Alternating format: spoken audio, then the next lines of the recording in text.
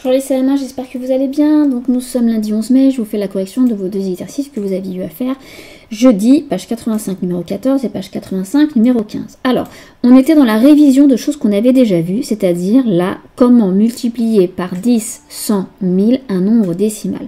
Je vous rappelle qu'un nombre décimal, c'est un nombre qui a une virgule, d'accord?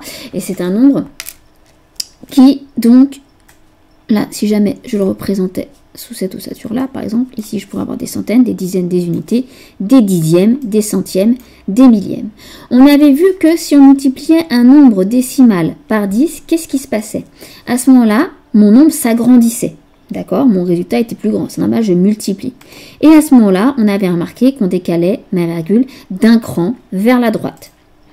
Si jamais j'avais un nombre, par exemple, de cette ossature-là, décimal, que je multipliais par 100, eh bien, à ce moment-là, mon nombre grandissait encore, mais cette fois, ma virgule était décalée non plus d'un cran, mais était décalée de 2 crans vers la droite. Et puis, si jamais je multipliais un nombre entier par 1000, à ce moment-là, ma virgule, je la décalais de 3 crans vers la droite. D'accord? Un cran correspond à un 0, mes 2 crans correspondent à mes 2 zéros, 3 crans correspondent à 3 zéros.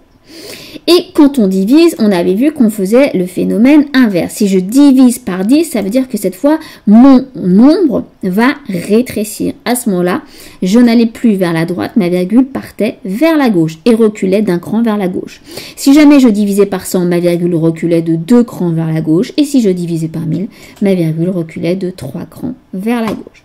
Alors, maintenant qu'on a fait ces petites révisions, si j'ai 4,21 fois combien pour me donner 42,1. Est-ce que je vais multiplier par 10? Est-ce que je vais multiplier par 100? Est-ce que je vais multiplier par 1000? Eh bien, je regarde.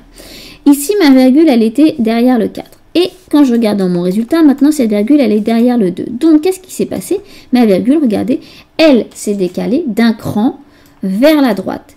Mes unités, mes 4 unités sont devenues 4 dizaines. Mes 2 dixièmes sont devenus 2 unités. Donc, j'ai multiplié par 10, puisque j'ai décalé d'un cran vers la droite. J'ai agrandi. Ensuite, vous aviez 9,58 fois est égal à 958. Alors, je regarde. 958, c'est comme si j'avais 958,0. Vous savez, n'importe quel nombre entier, on peut l'écrire sous la forme d'un nombre décimal. D'accord? Gardez ça en tête. Donc, ma virgule, maintenant, en fait, c'est comme si elle était derrière mon 8. Donc, je regarde. Ça veut dire qu'elle a été décalée de combien de crans vers la droite? Ma virgule, eh bien, elle s'est décalée de 2 crans vers la droite. Donc, j'ai multiplié mon nombre par 100. Ensuite, vous aviez 41,23 fois, et je tombe sur 412,3. Alors, je regarde, ma virgule, elle est ici. Maintenant, ma virgule, elle est là. Ma virgule, je l'ai décalée d'un cran vers la droite pour qu'elle se retrouve derrière le 2. Donc, j'ai multiplié par 10. Alors, là, un petit peu plus compliqué peut-être pour vous, vous aviez 1000 fois je ne sais pas quoi, me donne 9520. C'est-à-dire que je reparle de ce nombre-là.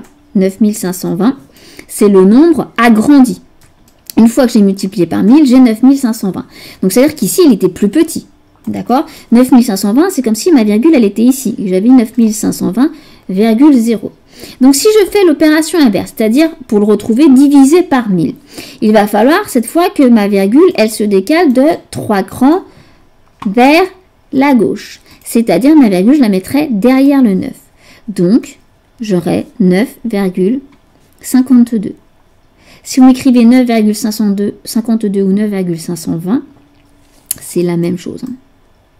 Hop. Donc, maintenant, je vérifie, d'accord? 1, 2, 3, 0. Donc, je dois décaler ma virgule de 3 crans vers la droite. 1, 2, 3. Donc, ma virgule serait bien derrière les 0. Alors, ensuite, vous aviez, je ne sais pas combien, multiplié par 10 va me donner 98,6. Même chose, je pense à ce nombre-là. Ce nombre-là, il est 10 fois plus grand que celui-ci.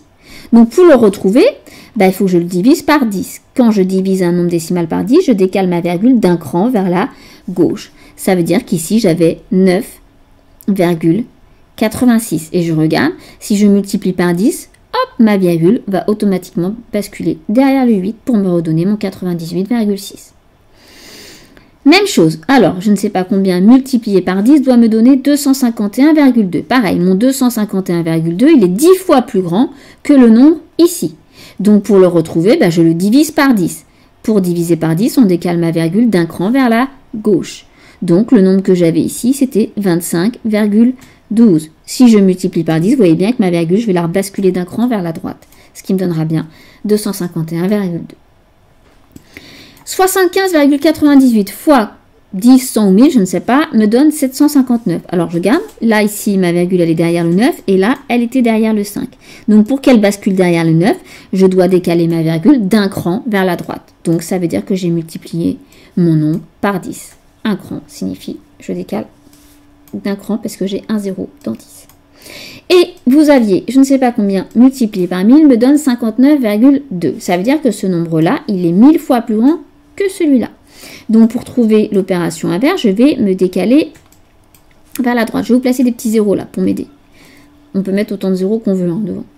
Alors, si jamais je divise par 1000, c'est-à-dire je vais décaler ma virgule de 3 crans vers la gauche. Ça veut dire que ma virgule, elle paraîtrait ici. Donc, j'aurai 0,0592. 0,0592, regardez, si je remultiplie par 1000, je décale ma virgule d'un cran, je décale ma virgule de 2 crans, je décale ma virgule de 3 crans pour la mettre derrière le 9. C'est ce que j'obtiens dans mon résultat. Voilà, j'espère que ces petites révisions, ça a été. Ensuite, je vous lis le problème que vous aviez numéro 15. On vous disait, Maddy organise un goûter. Elle achète 10 galettes à 0,75 € pièce et 10 paquets de bonbons à 1,75 € pièce.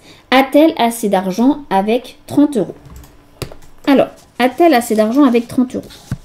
Déjà, c'est important de me dire que une galette coûte 75 centimes ou 0,75 centimes et un paquet de bonbons coûte 1,75 €. Quand on vous dit pièce, ça veut dire une seule chose. Hein. C'est pas mes 10 galettes qui coûtent 75 centimes, ça serait bon marché. C'est pas mes 10 paquets de bonbons qui coûtent 1,75 €, hein, parce que c'est pareil, ça serait pas cher du tout. D'accord? Donc faites bien attention, quand on vous dit pièce, ça veut dire l'unité, ça veut dire la galette, ça veut dire le paquet de bonbons. Donc a-t-elle assez avec 30 €? J'avais pas mis ça. A-t-elle assez avec 30 €. Ben, déjà, il va falloir que je cherche combien elle va dépenser pour 10 galettes, puisque là, je sais ce qu'elle dépense pour une seule galette. Donc, je cherche le prix de 10 galettes.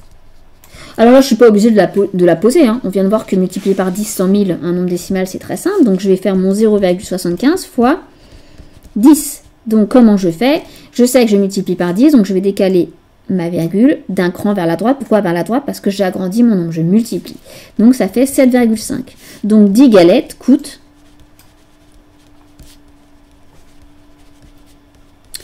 7,5 €. Ensuite, pareil, elle a acheté 10 paquets de bonbons. Donc je cherche le prix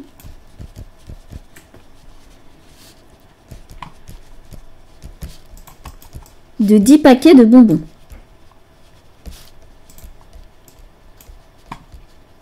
Donc, un paquet, c'est 1,75 €, donc je fais 1,75 fois 10. Même chose, comme je multiplie par 10, je décale ma virgule d'un cran vers la droite. Donc, ça fera 17,5 €. Donc, 10 paquets coûtent 17,5 €. Donc, avant de savoir si elle a assez avec ses 30 €, qu'est-ce que je suis obligée de faire? Je vais d'abord chercher sa dépense. Combien elle a dépensé pour les 10 galettes et pour les 10 paquets de bonbons. Donc, je cherche combien elle a dépensé en tout.